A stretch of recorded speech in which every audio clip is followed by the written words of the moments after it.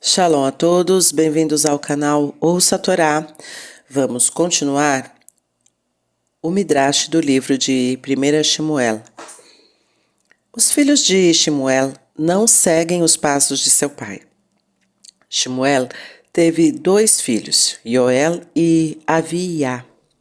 Quando Shemuel completou 50 anos, ele se sentiu tão cansado quanto um homem velho. Ele percebeu que, embora ainda fosse capaz de guiar Bnei Israel e rezar por eles, o trabalho diário de julgá-los era demais para ele. Ele, portanto, disse a seus filhos: Estou lhes dando o trabalho de julgar Bnei Israel. Durante toda a vida, Yoel e Aviá viram o pai viajar, mas eles sabiam que ele estava fazendo mais do que sua parte exigida pela lei. As pessoas têm que vir ao juiz e não o contrário. Então eles montaram seu Beit Din em Beersheba, no sul de Eretz Israel. Além de não procurar as pessoas, o comportamento deles estava muito longe daquele do pai. Os Pesukim usam palavras muito incisivas sobre os filhos de Shemuel. Eles não seguiram o caminho de seu pai e estavam interessados em ganhar dinheiro. Eles eram subornados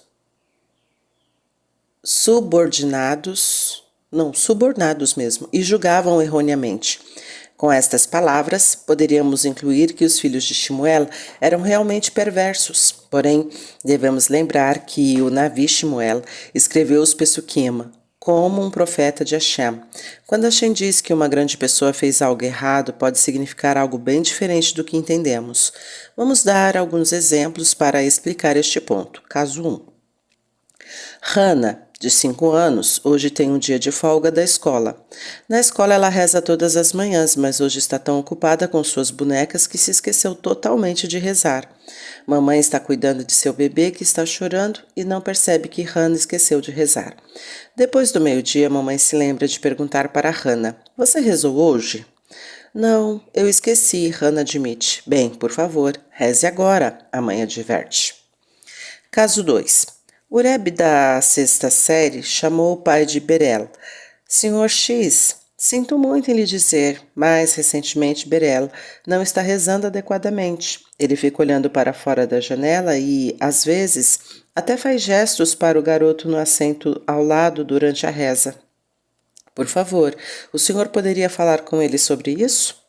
Senhor X, eu certamente falarei com ele. Berel chega em casa tão selvagem como sempre. Ele bate a porta, joga o casaco no chão, pega uma bola e sai correndo imediatamente para jogar. Espere, Berel, o pai dele grita. Preciso falar com você. Ouvi dizer que sua reza precisa de melhorias. Vamos sentar por um momento e tentar descobrir como podemos melhorar esta situação. Caso 3. Shemuel tem 15 anos e estuda no Beit HaMidrash. Por 3 semanas ele foi forçado a ficar em casa, recuperando-se de hepatite. Essa manhã ele se sente um pouco melhor e decide voltar para Yeshivá. Mais tarde, naquela noite, seu irmão mais novo percebe que Shemuel está de mau humor. Qual é o problema, Shemuel? Ele pergunta. Sinto-me muito culpado, responde Shemuel. Eu ainda não consigo me concentrar na Yeshivá. Eu não consigo rezar. Eu não consigo estudar. O pai deles ouviu a última observação. Ele sabe que seu filho mais velho é muito consciente e nunca fica satisfeito consigo mesmo. Qual página do Talmud você aprendeu hoje? Ele pergunta a Shemuel. Então ele e Shemuel se envolvem em uma longa discussão sobre o tópico que Shemuel estava estudando. Observando-os, o irmão mais novo está confuso. Se é isso que Shemuel considera não estudar, eu me pergunto o que ele considera não rezar. Em cada exemplo, a pessoa não rezou, mas o que se quer dizer com essa expressão depende do nível da pessoa. No caso de uma criança pequena, ele ou ela literalmente não rezou. Uma criança mais velha pode ser criticada por não rezar, se ela pula palavras ou não olha dentro do sidur. De um adulto pode ser dito que não rezou se ele disser as palavras sem a concentração correta sobre seu significado. No caso dos filhos do profeta Shemuel, Hashem ficou muito desapontado. Eles deveriam se inspirar em seu grande pai e aprenderem com ele. Shemuel nunca se importou consigo mesmo. Ele nunca se importou com dinheiro. Seus únicos pensamentos eram como ajudar Bnei Israel. Mas seus filhos foram muito diferentes. Eles perceberam que viajar é muito caro. Eles ficariam com quase nenhum dinheiro para si. Era mais barato permanecer em Beersheba. Além disso, faria com que eles pudessem ganhar um dinheiro extra. Como eles estavam sempre muito ocupados, se alguém não quisesse esperar até que seu julgamento fosse feito, ele poderia pôr uma taxa, receber um serviço mais rápido e ser atendido antes dos outros. Na verdade, os filhos de Shemuel estavam preocupados apenas com sua parnassá, sustento. Dificilmente podemos chamar isto de pecado. Mas Hashem os culpou e fez Shemuel escrever que seus filhos amavam dinheiro. O pecado deles foi principalmente o fato de não atingirem o alto nível de seu pai. Porque Hashem escreveu que os filhos de Shemuel aceitaram suborno? Eles realmente cometeram este pecado grave?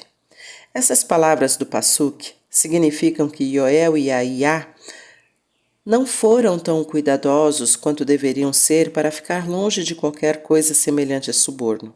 Na verdade, eles nunca aceitaram um único presente antes de julgar alguém, porque sabiam que a Torá proíbe isso. Mas se, por exemplo, um judeu trouxesse o maaser, 1/10 da produção de seu campo, eles o aceitavam porque, como leviim, eles tinham o direito de tomar o maaser como presente de Bnei Israel.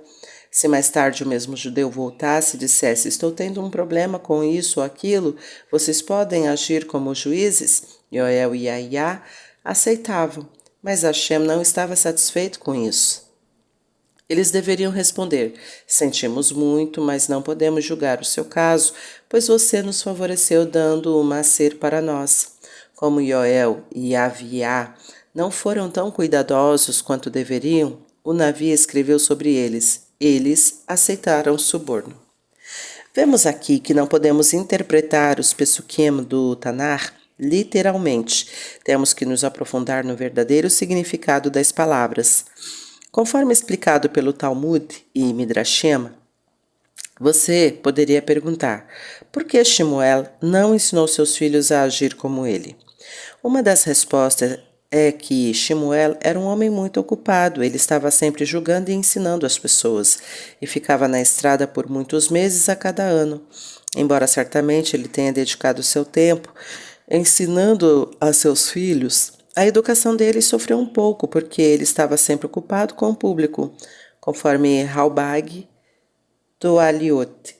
De acordo com uma visão diferente, no entanto, Shemuel não deveria ser responsabilizado pela má conduta dos filhos, pois ele fez todo o possível para corrigi-los. O Pasuk 8 do capítulo 8:3 enfatiza: seus filhos não quiseram seguir seus caminhos. Eles escolheram ignorar seus ensinamentos, conforme Mesher Hormá, Devarim 30:20. Bnei Israel quer ter um rei. Bnei Israel não estavam felizes com o comportamento dos filhos de Shemuel. Eles não gostavam da ideia de ter que viajar até Beersheba, no extremo sul de Eretz Israel, sempre que precisavam chegar aos juízes principais. Era demorado e caro. Havia algo mais que assustou os judeus na velhice de Shemuel. Os Pelistim e os Amonim começaram a atacá-los novamente.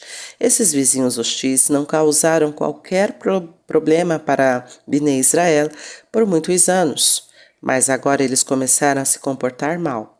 A verdadeira razão para isso foi que Hashem não estava satisfeito com Bnei Israel, pois havia adoradores de ídolos entre eles, mas os judeus pensaram que com um grande exército, liderado por um rei, eles seriam capazes de se livrar de seus agressores. Nos últimos 400 anos, seus líderes foram os Shoftim, juízes. Não havia um exército judeu treinado. Se um inimigo atacava, o Shofet chamava os judeus para se reunirem para a guerra. Frequentemente, nem todos cooperavam e algumas tribos não se uniam à batalha. Bnei Israel acharam que isso mudaria se eles tivessem um rei poderoso como um exército organizado e forte. Mal sabiam eles que Shemuel, com sua tefilá, poderia ajudá-los muito mais do que o rei mais poderoso com um vasto exército. Todas as nações ao redor de Eretz Israel eram governadas por reis. Você se lembra que 31 reis governavam sobre Eretz Canaã? Na época de Yehoshua, o Egito era governado pelos faraós, e Amon, Moabe e Edom também tinham seus próprios reis. Agora que os filhos de Shemuel não fizeram um bom trabalho, os judeus sentiam que era a hora de mudar seu sistema de liderança. Eles enviaram um grupo de Zequinim para a casa de Shemuel em Ramá com uma mensagem. Nosso querido e estimado profeta, sabemos que você não tem mais força para nos julgar. Seus filhos, a quem você indicou como juízes, não estão seguindo o seu exemplo. Por favor, nos dê um rei para que ele possa nos julgar. Muitas pessoas comuns também vieram a Shemuel com o mesmo pedido, acrescentando: queremos ser como todas as outras nações governadas por um rei. Shemuel ficou profundamente magoado ao ouvir isso. Ele sabia que as pessoas estavam cometendo um grave erro. O que eles deveriam ter dito era: já que seus filhos não estão fazendo um bom trabalho, por favor os demita. Preferimos que apenas o Senhor nos guie. Por favor, informe-nos sobre a coisa certa a fazer. Em vez disso, eles estavam exigindo um rei. Shemuel sabia que eles perderiam mudando para um tipo diferente de liderança. Ele rezou para Hashem. Ele disse a Shemuel: quero que você ouça as pessoas mesmo que elas estejam erradas. Não é você a quem elas não querem mais, mas a mim. Elas serviram a ídolos muitas vezes desde que saíram do Egito. Agora elas estão indo novamente nesta direção. Pergunta: por que Hashem disse a Shemuel que era errado Bnei Israel pedirem um rei e que isso significava que não queriam que Hashem governasse sobre eles? A Torá não ordena que Bnei Israel indique um rei? Algumas respostas. Primeiro, é verdade que a Torá ordena a nomeação de um rei judeu. No entanto, essa mitzvah foi ordenada para quando Bnei Israel estivessem totalmente estabelecidos na terra. Isso parece estranho? O rei não é necessário para conquistar um país? A resposta é que Hashem quer que os judeus sejam diferentes de todas as outras nações do mundo. Eles devem estar cientes de que Hashem vence a guerra deles. Eles devem confiar nele e não em um rei ou exército. Portanto, ele não queria que um rei liderasse a conquista de Eretz Israel. E ele não designou nenhum rei sobre eles por um tempo depois também. Mas isso foi muito difícil para Bnei Israel. Eles estavam cercados por inimigos e constantemente em perigo. Como não havia rei ou exército para defendê-los, Bnei Israel sempre tiveram que implorar a Hashem para que os ajudasse. Na velhice de Shemuel, Bnei Israel queriam relaxar um pouco para serem normais, assim como as outras nações. Obviamente, eles ainda iriam a Hashem e pediriam a ele ajuda, mas eles também queriam um rei que teria um exército pronto o tempo todo para que não tivessem que pedir a Hashem um milagre sempre que um inimigo atacasse. Vamos entender isso melhor com alguns exemplos. Pense em você no Yom Kippur. Você fica na sinagoga todos os dias rezando. Se você é bar ou bat mitzvah, você está jejuando. Sente-se fraco e cansado. Ainda assim você diz cada palavra da tefilá com concentração, porque você sabe que este é um dia sagrado. Que feito! Você se sente maravilhoso por passar o dia tão perto de Hashem e por ser perdoado por suas averot, pecados. Vem alguém e diz para você agir dessa maneira o ano todo. Você pensa: isso é impossível para mim. Eu sei que a cada dia os tzadikim são tão bons quanto no Yom Kippur, mas eu sou uma pessoa comum que precisa relaxar às vezes.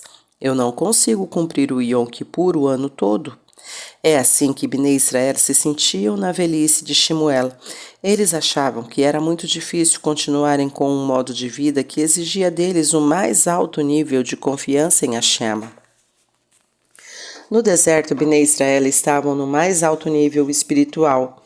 Eles experimentaram milagres abertos o tempo todo. Portanto, eles deveriam ser grandes tzadikim. Eles costumavam reclamar do quão difícil isso era para eles. Mais tarde, nos dias de Yehoshua e dos Softim, os milagres eram mais curtos e menos óbvios, mas as vitórias de Bnei Israel sobre seus inimigos ainda eram sobrenaturais. Lembre-se, por exemplo, da história de Gidon, a quem Hashem ordenou que dispensasse a maior parte de seu exército para que os Bnei Israel não pensassem que seu grande exército venceu a guerra. Hashem não planejou dar um rei a Bnei Israel enquanto Shemuel estivesse vivo. Shemuel era tão bom que Bnei Israel não precisava de um rei. Mas os judeus pediram um rei a fim de facilitar as coisas para eles mesmos. Hashem disse a Shemuel: eles estão errados. Eles poderiam continuar vivendo um nível mais elevado e não precisariam de um rei agora. Eles poderiam esperar um momento posterior para ter um rei. Hashem ficou com raiva porque ainda não era a época certa para nomear um rei. 2. Hashem e Shemuel ficaram irritados porque Bnei Israel não pediram um rei Leshem Shammai. É verdade que a Torá dá a Bnei Israel uma mitzvah para nomearem um rei, mas não era isso que eles tinham em mente quando pediram um. Não temos certeza no que eles estavam realmente pensando. Talvez os Equinim, os estudiosos da Torá, pretendessem cumprir a mitzvah, mas o resto dos judeus tinham razões diferentes para desejar um rei. Alguns deles não queriam mais que Shemuel fosse seu líder. Eles achavam que estariam melhor com um rei que organizasse a nação inteira para a guerra, como explicamos anteriormente. Alguns podem ter tido ideias ainda piores. Eles queriam um novo rei que fizesse suas próprias leis, que deveriam ser menos rigorosas que as da Torá e que os julgaria de acordo com as novas leis. Hashem ficou zangado com o fato de Bnei Israel terem em mente algo diferente em vez da mitzvah de nomear um rei. Portanto, ele disse a Shemuel: eles me rejeitaram. Os direitos de um rei judeu. Hashem disse a Shemuel: eu quero que você avise Bnei Israel que ter um rei não será tão agradável quanto eles imaginam. Diga-lhes sobre os direitos de um rei judeu, talvez eles mudem sua opinião a respeito. Shemuel disse a Bnei Israel: Hashem me ordenou que lhes ensinasse o que um rei judeu tem o direito de pedir a vocês de acordo com a Halahá, lei judaica. Ele pode ordenar que os mais fortes de seus filhos puxem sua carruagem ou corram diante dele como batedores. Ele pode escolher o jovem mais bonito que ele desejar para servi-lo em sua corte. Ele pode nomear quem ele quiser para supervisionar seus trabalhadores. Ele pode forçar qualquer trabalhador qualificado entre vocês a trabalhar para ele, arar, colher ou fabricar armas para ele. Qualquer pessoa contratada pelo rei será paga, mas ela deverá aceitar o trabalho se for oferecido a ela. O rei tem o direito de escolher qualquer uma de suas filhas como esposa ou pilegesh, esposa secundária. Ele pode empregar qualquer uma de suas filhas para qualquer trabalho que deseje, por exemplo, como cozinheira ou padeira em seu palácio ou como perfumista para suas esposas. Ele pode usar os produtos dos seus campos para alimentar o exército dele. Ele pagará por qualquer coisa que pegar, mas vocês não poderão recusar o pedido dele. Vocês terão que pagar um imposto de maaser, 1/10 de todas as suas frutas, vegetais e animais pertencerá ao rei. Além disso, o rei poderá exigir impostos ainda mais altos se vocês precisarem de dinheiro para si ou de vocês, no caso precise de dinheiro para si ou para seu exército. Então, vocês verão que acabarão sendo servos do rei. Alguns de seus reis tornarão as coisas tão difíceis para vocês que vocês clamarão a Hashem. Mas então será tarde demais. Hashem não responderá porque vocês pediram um rei. Havia uma enorme diferença entre a liderança de Shemuel e a dos futuros reis. Shemuel nunca foi pago por seus serviços. Ele se doou totalmente durante todos os anos em que governou Bnei Israel. Até seus filhos que cobraram por seu trabalho custaram a Bnei Israel muito menos do que qualquer futuro rei custaria. Mas Bnei Israel se recusaram a mudar de ideia. Nós não nos importamos, insistiram eles. Ainda queremos um rei. É verdade que ele praticamente nos possuirá, mas também ganharemos algo. O rei garantirá que haja lei e ordem na terra e liderará nossas guerras. Com o rei no comando, cada judeu fará seu dever e ajudará nas batalhas. Então seremos capazes de superar nossos inimigos que estão constantemente nos atacando. Hashem disse a Samuel: faça o que o povo diz. Vou lhe dizer a quem você deve nomear como rei. Então Samuel disse ao povo: agora vocês podem ir para casa. Eu cumprirei seu pedido. Enquanto isso, Samuel demitiu seus filhos de suas posições como juízes, já que eles não eram adequados para o trabalho. O Midrash nos conta: Bnei Israel lamentam seu pedido. Nos últimos anos, Bnei Israel sofreram com frequência por causa de seus reis. Os pecados do rei Shaul fizeram com que Bnei Israel perdessem uma guerra contra os Pelishtima. O rei judeu e seus filhos morreram nessa batalha. Quando o rei Davi contou Bnei Israel, Hashem castigou o povo com uma praga. Após a morte do rei Shlomo, a nação foi dividida em 2 reinos. O maior foi chamado o Reino de Israel e o menor, o Reino de Judá. Por causa de Ahav, um rei perverso, que governou o reino de Israel, Eretz Israel sofreu uma fome de 7 anos. O rei de Tzadkiyahu, o último dos reis, era um tzadik. No entanto, ele se rebelou contra o rei de Bavel depois de ter sido leal a ele. Isso levou Bavel a atacar Jerusalém, que culminou com a destruição do Beit HaMikdash. Anos mais tarde, quando Bnei Israel viram tantos problemas decorrentes de seus reis, clamaram: não queremos mais um rei humano, queremos o nosso verdadeiro rei de volta, Hashem. Ele é nosso juiz e nosso rei. Somente ele pode nos ajudar contra nossos inimigos. Foi um erro pedir um rei. Hashem respondeu: eu juro que seu desejo será realizado na época de Mashiach. Então, eu serei o único rei sobre todo o mundo.